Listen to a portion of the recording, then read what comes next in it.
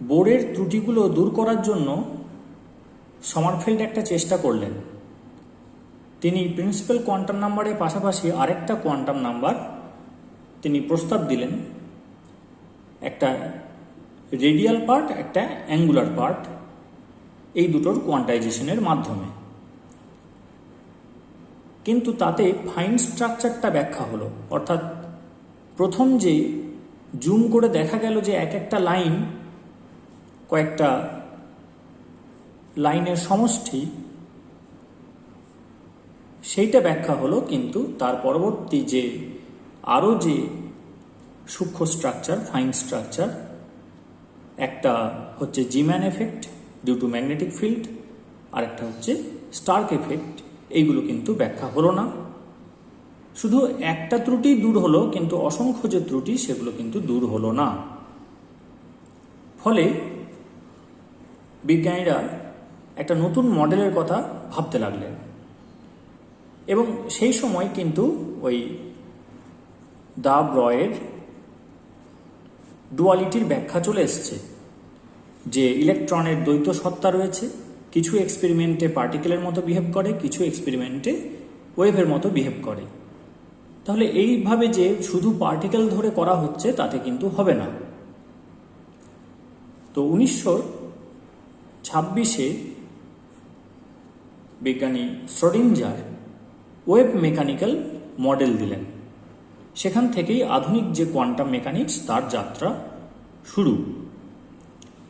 সেখানে উনি ধরলেন যে ইলেকট্রন যেহেতু তরঙ্গের আকার নিচ্ছে, তাই আমাকে সেটা ওয়েভ ফাংশন হিসেবে প্রকাশ করতে হবে। তাহলে এই সাইটা বললেন wave function or state function for the electron.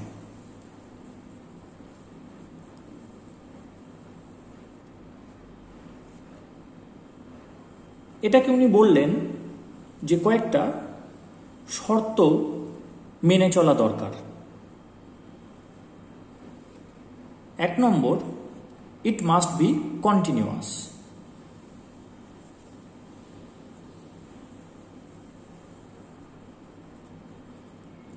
অর্থাৎ সন্তত অপেক্ষক হতে হবে।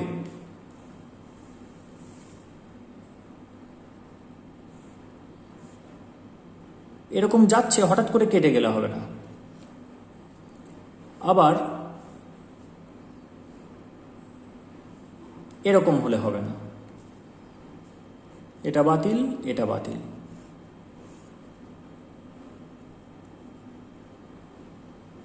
এরকম হলে গ্রাহ্য হবে। তাহলে it must be continuous, 1 number point হলো। 2 নম্বর, psi must be finite, অর্থাৎ একে সসীম হতে হবে। যেমন এরকম যদি হয় তাহলে কিন্তু গ্রান্টেড হবে না। ফাইনাইট ডিস্টেন্সের মধ্যে যেন ইনফাইনাইট না হয়ে যায়। তারপর হচ্ছে সাই মাস্ট বি সিঙ্গেল ভ্যালুড, অর্থাৎ এক মানই অপেক্ষক হতে হবে। একটা পয়েন্টে একাধিক মান হলে সেটা অ্যাকসেপ্টেবল হবে না। যেমন যদি এরকম হয় তাহলে 3টে ভ্যালু থাকছে, এটা যদি পজিশন বলি, এটা সাই, তাহলে 3টে ভ্যালু থাকছে। এখন সাইটাকে কিভাবে অ্যাকসেপ্ট করা হয়, কিভাবে রিয়েলাইজ করা হয়, সেটা জানতে হবে এটা বুঝতে গেলে।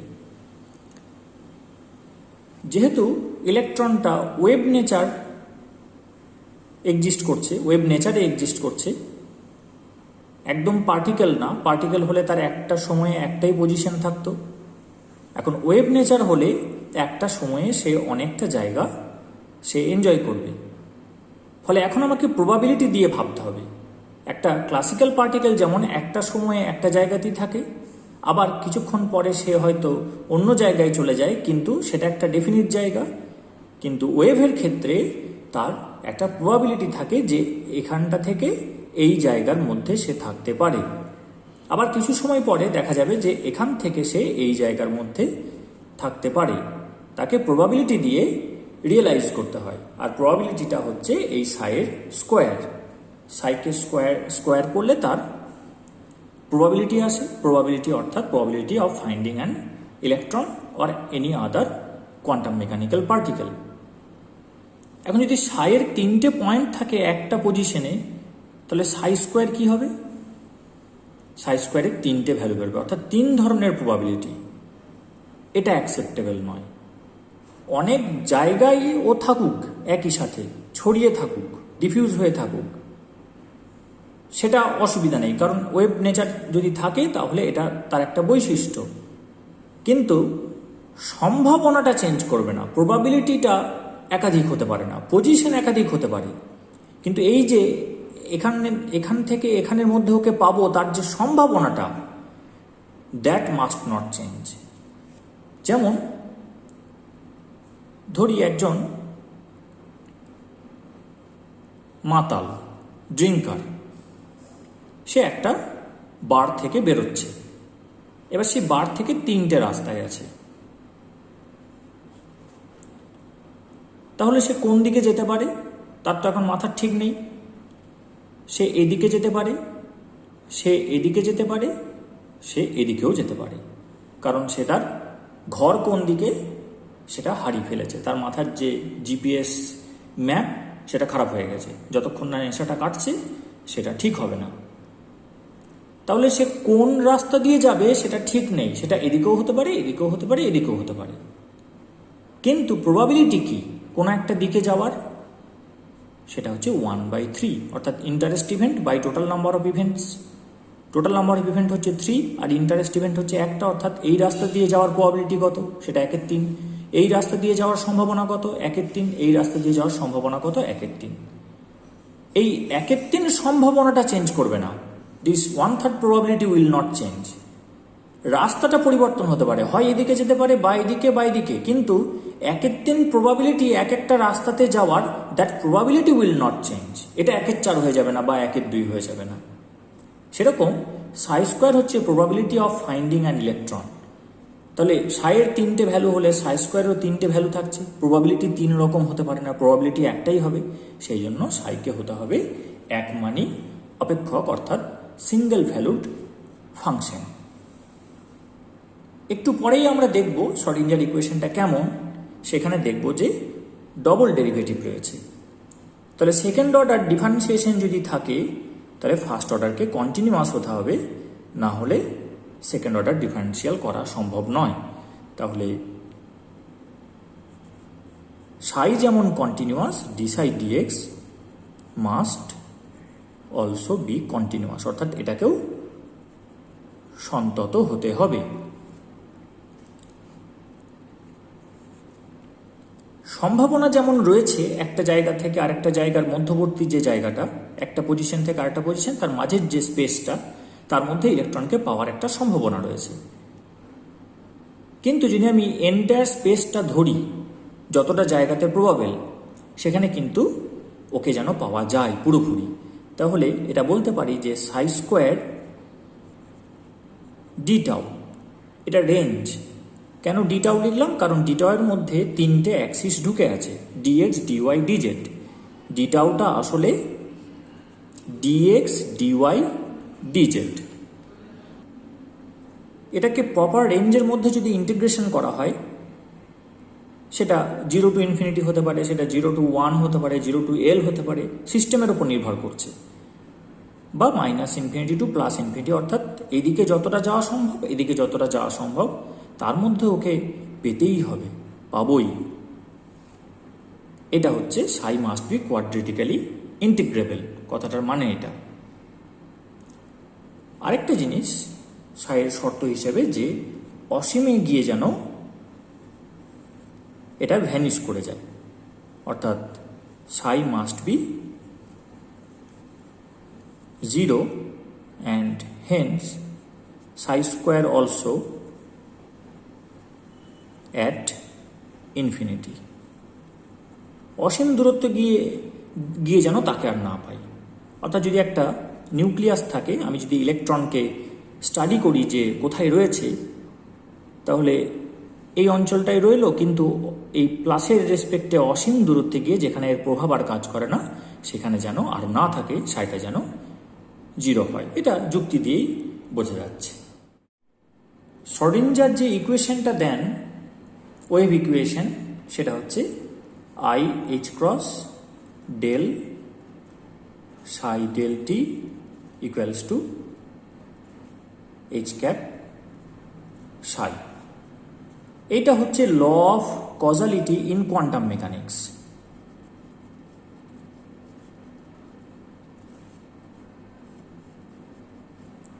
ল অফ কজালিটি জিনিসটা কি, এটা বুঝতে গেলে আমরা তার আগে ক্লাসিক্যাল মেকানিক্সের অর্থাৎ সনাতন যে বলবিদ্যা তার ল অফ কজালিটিটা কি জেনে নিই। সেটা আমাদের অতি পরিচিত বিখ্যাত এক সমীকরণ P = mf। এখানে কি পাচ্ছি আমি? ফোর্সের কোয়ালিটেটিভ ডেফিনেশন পাচ্ছি, আবার কোয়ান্টিটেটিভ ডেফিনিশনও পাচ্ছি।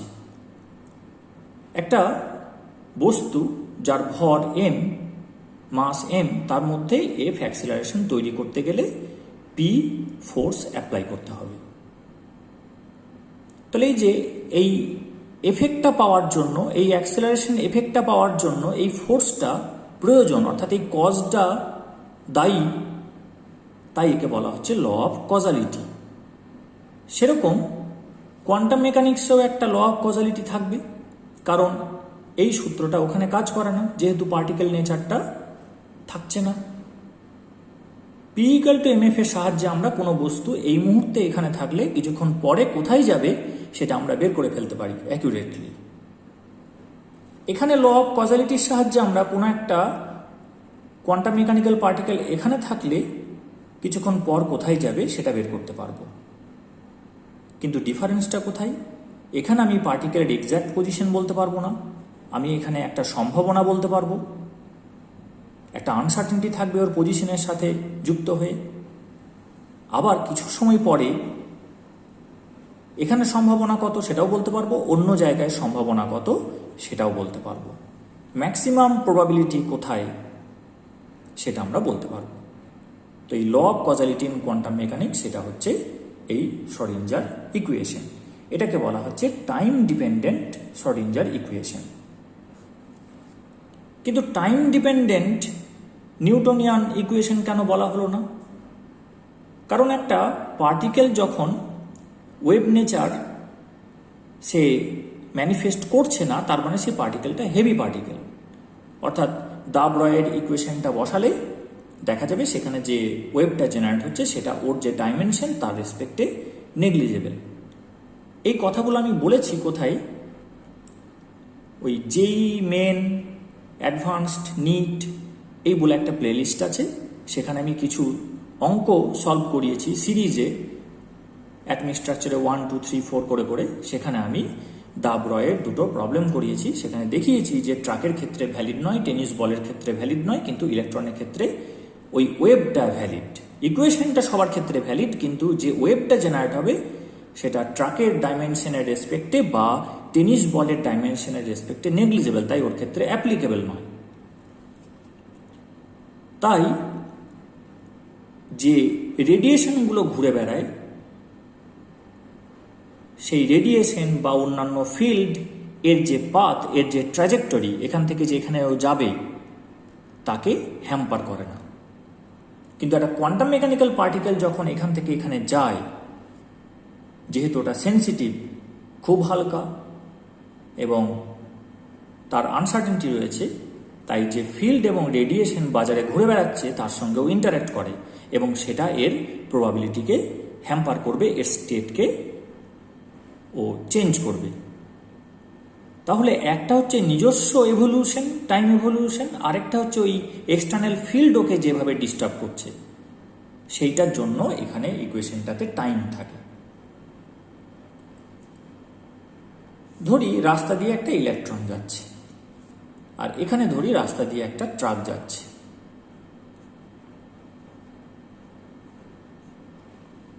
হঠাৎ করে রোদ উঠলো, মেঘলা ছিল, মেঘ সরে গিয়ে রোদ উঠলো, এখানেও হলো, এখানেও হলো। এমন কি হবে যে ট্রাকটা ছিটকে পড়ে যাবে পাশের জমিতে রাস্তা থেকে? হবে না, কারণ এখানে যে ফোটন কণাগুলো এলো যতই আসুক সংখ্যায়, এর সাপেক্ষে সেটা, এর যে কাইনেটিক এনার্জি, এর যে পোটেনশিয়াল এনার্জি, তার সাপেক্ষে এটা নগণ্য। কিন্তু একটা ইলেকট্রন যখন যাচ্ছে, তখন যদি হঠাৎ করে রোদ উঠে যায়, তখন যে ফোটন কণাটা আসছে সূর্য থেকে, সেইটার এনার্জি আর এর এনার্জি কম্পেয়ারেবল, ফলে এই ইলেকট্রনটা কিন্তু ছিটকে জমিতে পড়ে যাবে। অর্থাৎ এই পার্টিকেলটার সাথে ইন্টারফেয়ার করলো, এনার্জি এক্সচেঞ্জ করলো।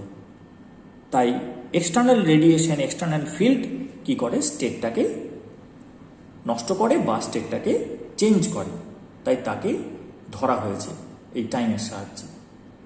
কিন্তু এটা দিয়ে সিস্টেমে কাজ করা অসুবিধা, তাই আমরা ধরে নিলাম যে আমরা সিস্টেমটাকে এমনভাবে আইসোলেট করতে পেরেছি যে এক্সটার্নাল রেডিয়েশন ওকে ডিস্টার্ব করে না।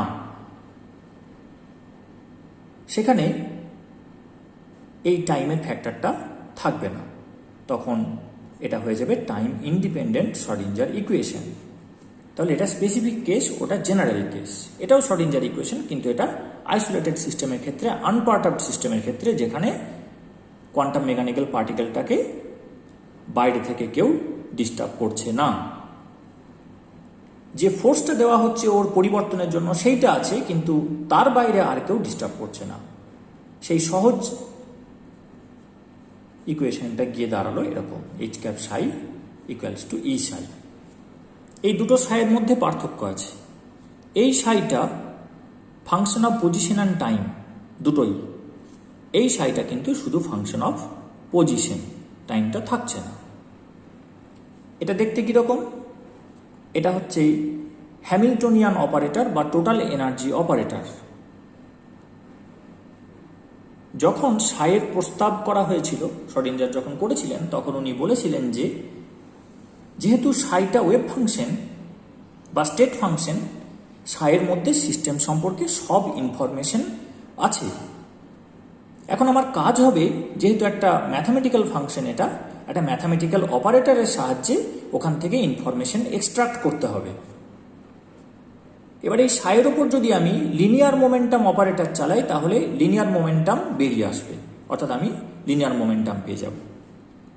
যদি আমি অ্যাঙ্গুলার মোমেন্টাম অপারেটর চালাই, আমি অ্যাঙ্গুলার মোমেন্টাম পেয়ে যাব। আমি যদি টোটাল এনার্জি অপারেটর চালাই, আমি টোটাল এনার্জি পেয়ে যাব। এটাই হচ্ছে থিম। ওপরে ওপরে ডিটেলসে পড়ানো যাচ্ছে না এই লেভেলে। তাহলে টোটাল এনার্জির মধ্যে ঢুকে আছে দুটো জিনিস, একটা কাইনেটিক এনার্জি অপারেটর, একটা পোটেনশিয়াল এনার্জি অপারেটর। এটা কাইনেটিক এনার্জি অপারেটর, এটা পোটেনশিয়াল এনার্জি অপারেটর। আগে একবার বলেছি, সিস্টেমের সিগনেচার ক্যারি করে পোটেনশিয়াল এনার্জি, আর কাইনেটিক এনার্জির এক্সপ্রেশনটা সবার জন্য একই।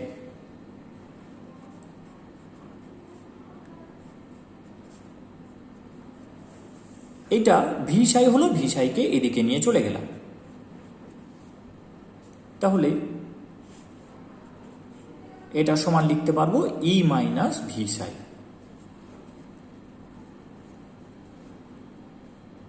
কাইনেটিক এনার্জি অপারেটর, সেটার ফর্মটা হচ্ছে এইচ স্কোয়ার আপন 8 পাই স্কোয়ার এম। যেহেতু এটা 3 ডাইমেনশনাল, কারণ বোরের একটা ত্রুটি ছিল যে ওটা 2 ডাইমেনশনাল, কিন্তু আসলে অ্যাটম হয় 3 ডাইমেনশনাল, তাই এখানে সেই ত্রুটিটাও দূর হয়ে গেছে। এটা সেকেন্ড অর্ডার ডিফারেন্সিয়াল হবে d2 dx2। এটা এলো কেন? ভি স্কোয়ার আছে বলে, কাইনেটিক এনার্জিতে হাফ এম ভি স্কোয়ার, সেই ভি স্কোয়ারের জন্য এটা এলো d2 dx2 plus d2 dy2 plus d2 dz2। এইটা ভেতরেরটা হচ্ছে ল্যাপ্লাসিয়ান অপারেটর, সমান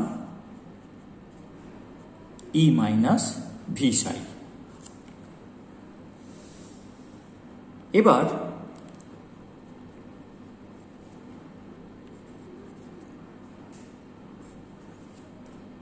এখানে সাইটা মিস করেছি, কারণ এটা তো অপারেটরটা অপারেট করতে হবে, কার উপরে করবে? সাইয়ের ওপর করবে। তাহলে d2 dx2 plus d2 dy2 plus d2 dz2 সাই সমান হচ্ছে এই অংশটাকে এদিকে নিয়ে চলে যাই, 8 পাই স্কোয়ার এম আপন এইচ স্কোয়ার। এমটা হচ্ছে মাস অফ ইলেকট্রন, এইচ স্কোয়ার অর্থাৎ প্লাঙ্কস কনস্ট্যান্টের স্কোয়ার, এখানে একটা মাইনাস আছে, ইন্টু ই মাইনাস ভি সাই। এটাকে এবার বাঁ দিকে নিয়ে চলে আসি, d2 dx2 plus d2 dy2 plus d2 dz2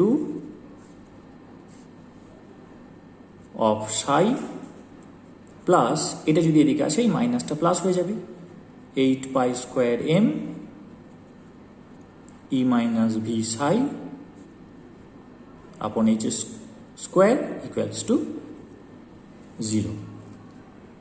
এখানে ইটা হচ্ছে এনার্জি অফ দ্য ইলেকট্রন, ভিটা হচ্ছে পোটেনশিয়াল এনার্জি, বাকিগুলো তো বললাম। এবার এটাকে সলভ করতে হবে, এটাই একটা বিরাট কঠিন কাজ, এবং এটা অনার্সে কিছুটা শেখানো হয়, মাস্টার ডিগ্রিতে ভালো করে শেখানো হয়। সলভ করার পরে দুটো জিনিস বেরিয়ে আসে, সেটা একটা হচ্ছে ই আর একটা হচ্ছে সাই, অর্থাৎ ওয়েভ ফাংশনটা কেমন সেটা বেরিয়ে এলো, তাকে স্কোয়ার করলে আমি প্রবাবিলিটি পেয়ে যাব ইলেকট্রনকে পাওয়ার, আর এনার্জি অফ দ্য ইলেকট্রন সেটা বেরিয়ে এলো। সলভ করবার সময় এই যে কার্টেসিয়ান কোঅর্ডিনেট আছে এক্স ওয়াই জেড, সেখান থেকে সুইচ করে চলে যাওয়া হয় পোলার কোঅর্ডিনেটে, অর্থাৎ R theta phi, X Y Z থেকে R theta phi polar coordinate. তাহলে এই যে সাইটা, এটাকে এভাবে প্রকাশ করা যাবে R of R S of theta T of phi. ডিটেলসে যাচ্ছি না, এটা হচ্ছে রেডিয়াসের ফাংশনটা, এটা অ্যাঙ্গেল দুটোর ফাংশন। যখন ফাইনাল ফর্মটা পাওয়া যায় তার মধ্যে দুটো অংশ থাকে, আর এনএল আর, অর্থাৎ এই রেডিয়াল পার্টটা, অর্থাৎ এখান থেকে কতটা দূরে অবস্থান করছে সেই রেডিয়াসটা, সেখানে দুটো কোয়ান্টাম নাম্বার পাওয়া যাচ্ছে, একটা হচ্ছে প্রিন্সিপাল কোয়ান্টাম নাম্বার এন আর একটা হচ্ছে অ্যাজিমুথাল কোয়ান্টাম নাম্বার এল। আরেকটা অংশ থাকছে সেটা হচ্ছে অ্যাঙ্গুলার পার্টটা, সেটা এস না বলে অন্য একটা ফাংশন ধরি এ, এটা হচ্ছে এল আর এম এর ফাংশন, এখানে থাকছে থিটা অ্যান্ড ফাই। তাহলে এটা রেডিয়াল পার্ট, এটা অ্যাঙ্গুলার পার্ট। যে তিনটে কোয়ান্টাম নাম্বার এখান থেকে পাওয়া গেল, এনটা হচ্ছে প্রিন্সিপাল কোয়ান্টাম নাম্বার,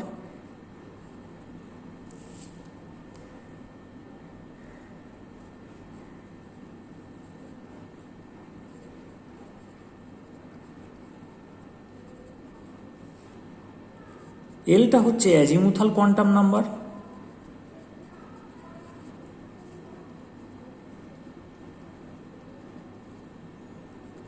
এমটা হচ্ছে ম্যাগনেটিক কোয়ান্টাম নাম্বার।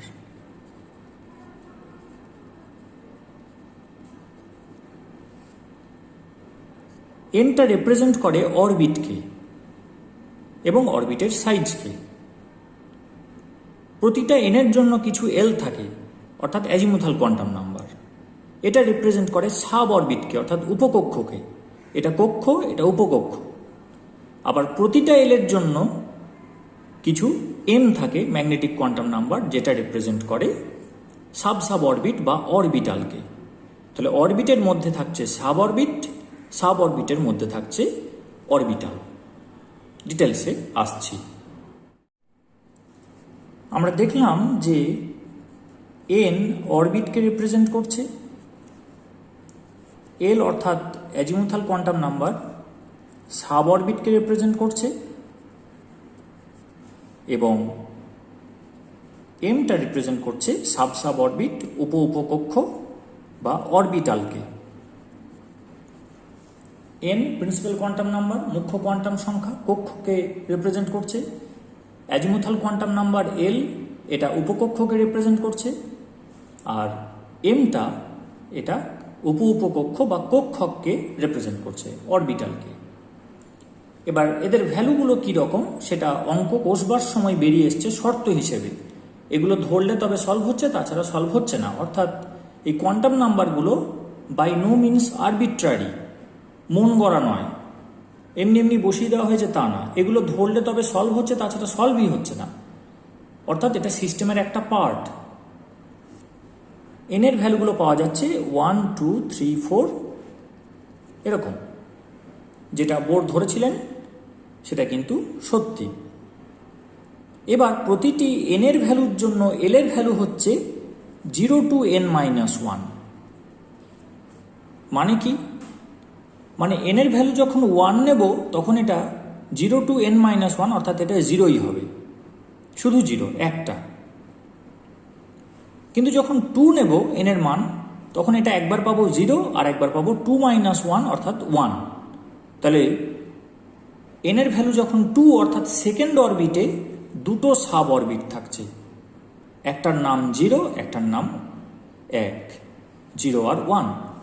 যখন থার্ড অরবিট নেব তখন 0 হবে, 1 হবে আর 3-1 2। 0 থেকে বলেছে পরপর, এবং সব ইন্টিজারগুলো নিতে হবে। তাহলে তখন হবে 0 1 2, তিনটে হবে। 4-এর জন্য হবে 4টে। এইভাবে চলবে। আর এম এর ক্ষেত্রে এটা হবে -l 2 + l through 0। অর্থাৎ এল এর যে ভ্যালুটা পাবো, ধরি 2 পেলাম, তখন এখানে হবে -2 -1 0 +1 +2। আসছি আমি এক এক করে। প্রথমে এখানে এনটা ধরি।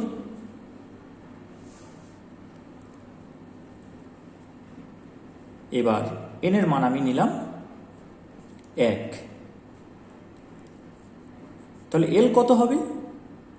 0 থেকে n-1 অবধি যেতে বলছে, তার মানে 0 থেকে 1-1 অবধি যেতে বলছে, তাহলে এটা 0 হবে।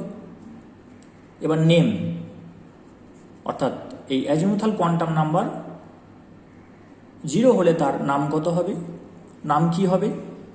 1 হলে তার নাম কি হবে, সেই জন্য নেম লিখলাম। এইটা হবে এস, 0-র জন্য এস হয়, আর এটা 1 নম্বরের, তাই এটা হবে 1s। এল এর যে ভ্যালুগুলো সম্ভব সেগুলো হচ্ছে 0 1 2 3 এইভাবে। নাম হচ্ছে এস পি ডি এফ। বর্ণালী যেগুলো পাওয়া যায় তার কিছু ধরন আছে, শার্প আছে, প্রিন্সিপাল আছে, ডিফিউজ আছে, ফান্ডামেন্টাল আছে। সেইগুলোর প্রথম অক্ষরটা নিয়ে, ফার্স্ট অ্যালফাবেট নিয়ে এই নামকরণগুলো হয়েছে।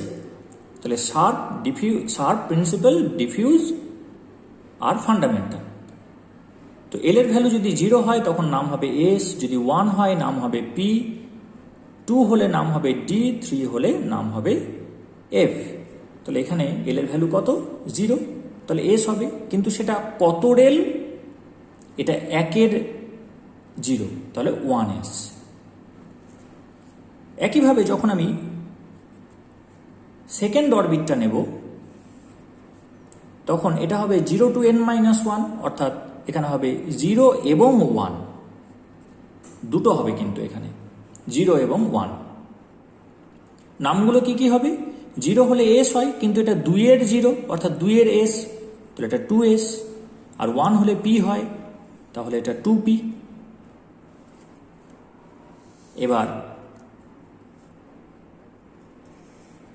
3 নম্বরটা দেখা যাক কি হবে। এটা হবে 0 1 2, কারণ 0 to n-1, তাহলে 3-1 মানে 2, তাহলে 0 থেকে 2 অবধি যেতে বলছে, তাহলে 0 হবে, 1 হবে, 2 হবে। 0 মানে নাম হয় এস, তাহলে এটা 3s। 1 হলে নাম হবে পি, তাহলে এটা 3p। 2 হলে নাম হবে ডি, তাহলে এটা 3d। তাহলে 1 নম্বর যে কক্ষ, তাতে একটাই সাব অরবিট, সেটাই অরবিটাল, তার নাম 1s। 2 নম্বর যে কক্ষ, সেখানে দুটো উপকক্ষ, দুটো সাব অরবিট, সেটা হচ্ছে 2s এবং 2p। এখানে অরবিটাল এখনো আসেনি। যেটা থার্ড অরবিট তার 3টে sub orbit 3s 3p 3d। তাহলে 1-এর একটা হলো সাব অরবিট, 2-এর 2টো সাব অরবিট, 3-এর 3টে সাব অরবিট। নামগুলো কি কি? 1-এর 1s, 2-এর 2s 2p, 3-এর 3s 3p 3d। এইবার হচ্ছে ম্যাগনেটিক কোয়ান্টাম নাম্বার m। এটা কি বলা আছে? এটা হচ্ছে -l টু +l থ্রু 0। তাহলে 0-র জন্য কি হবে? 0ই হবে। এখানে 2s এর জন্য কি হবে? 0ই হবে। 2pর জন্য হবে 3টে, কারণ এখানে 1 আছে। -l মানে l এর ভ্যালুটা বসাতে হবে এখানে। তাহলে -1 0 +1। তাহলে এখানে হলো -1 0 +1। 3টে পাওয়া গেল এখানে, 3টে অরবিটাল। এখানে কটা হবে? একটাই হবে, 0। এখানে হবে -1 0 +1। এখানে কটা হবে? -2 -1 0 +1 +2। এবার হচ্ছে রিপ্রেজেন্টেশন। রিপ্রেজেন্টেশনটা কেমন হবে?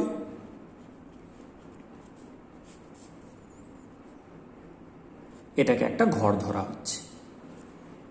এটাই হচ্ছে এই অরবিটালটা, কারণ m অরবিটালকে রিপ্রেজেন্ট করছে। এর মাথায় লিখব 1s। একইভাবে এটা হচ্ছে 2s অরবিটাল। এটা যেহেতু 3টে আছে, এটা 3টে অরবিটাল করে দেব। এটা -1 0 +1 হবে, 3টে।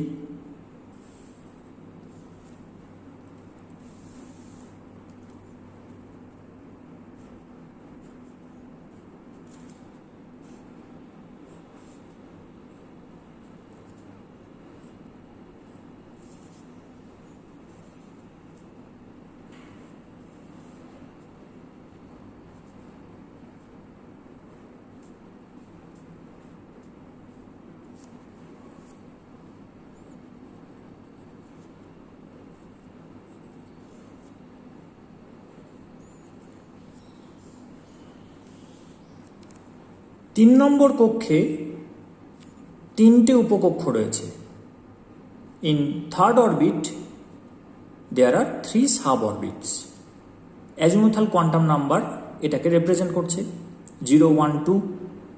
এবার এর 0-র জন্য এটা হবে 0, এর 1-এর জন্য হবে -1 0 +1, অর্থাৎ 3p-তে 3টে সাব অরবিট বা অরবিটাল থাকবে। 3d-র ক্ষেত্রে এটা হবে 5টা, -2 -1 0 +1 +2।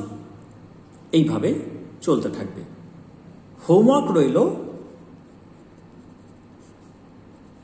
n = 4, অর্থাৎ প্রথমে 4 লিখতে হবে, তারপর অ্যাজিমুথাল কোয়ান্টাম নাম্বার কি কি হবে সেগুলো লিখতে হবে, তারপর তার যে নামগুলো, যেমন 0 1 2 3, এখানে কি হবে 4s 4p, এইভাবে হবে।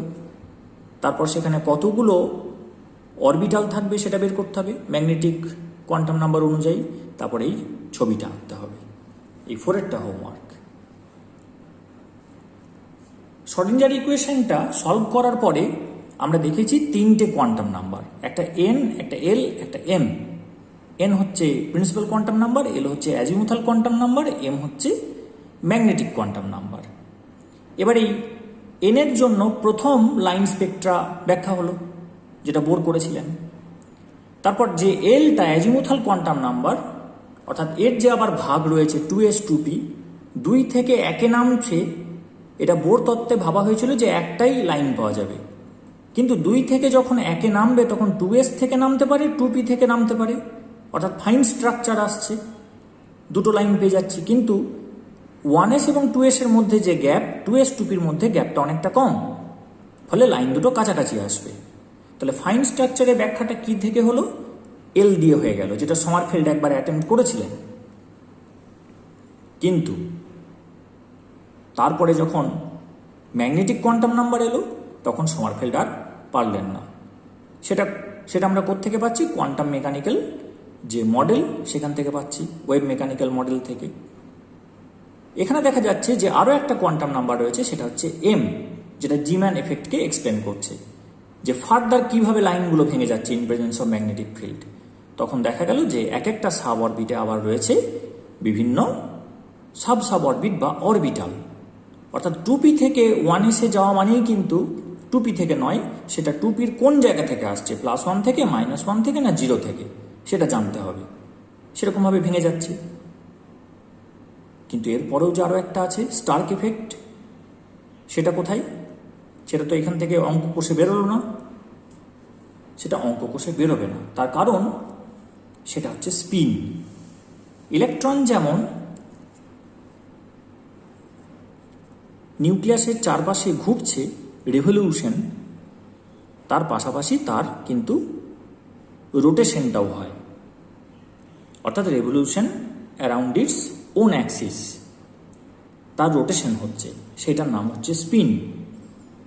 কিন্তু চাঁদ যেভাবে ঘোরে তার একটা ডিরেকশন আছে, সেটা ক্লকওয়াইজ বা অ্যান্টি ক্লকওয়াইজ আমরা বলতে পারি, সেরকমভাবে কিন্তু ওই স্পিনটাকে রিয়েলাইজ করা সম্ভব নয়। একটা ইলেকট্রন সে যে নিউক্লিয়াসের চারপাশে একটা অরবিটে ঘুরছে, তার ক্লাসিক্যাল অ্যানালগ আছে, ঘড়ির কাঁটার দিকে বা ঘড়ির কাঁটার উল্টো দিকে, সেটা বলা যায়। কিন্তু স্পিনটা কেমন কেউ জানে না। কিন্তু ইলেকট্রিক ফিল্ডের প্রেজেন্সে স্পিনটা দুটো কম্পোনেন্টে স্প্লিট করে যায়, একটা ইলেকট্রিক ফিল্ডের দিকে, একটা তার অপোজিটে। অর্থাৎ যে মোমেন্টটা জেনারেট হচ্ছে সেই মোমেন্টটা একটা আপে হয়, একটা ডাউনে হয়, সেটাকে বলা হচ্ছে আপ স্পিন আর ডাউন স্পিন। আর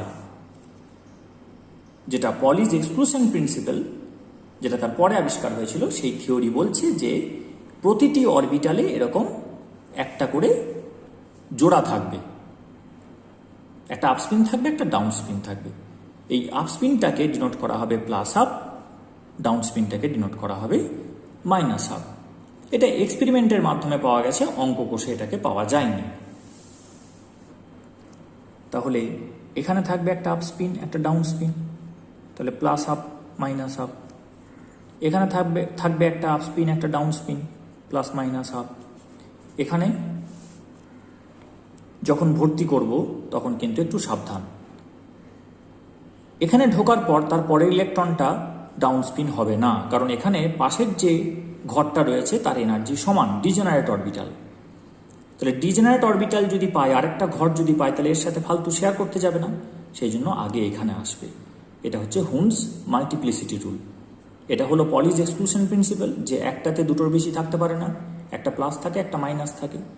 আর এটা হুন্ডের মাল্টিপ্লিসিটি সূত্র, যে যদি ডিজেনারেট অরবিটাল থাকে তাহলে একটা একটা করে প্রথমে ঢুকবে, ঢোকার পরে ভর্তি হবে, তখন পেয়ারিং শুরু হবে।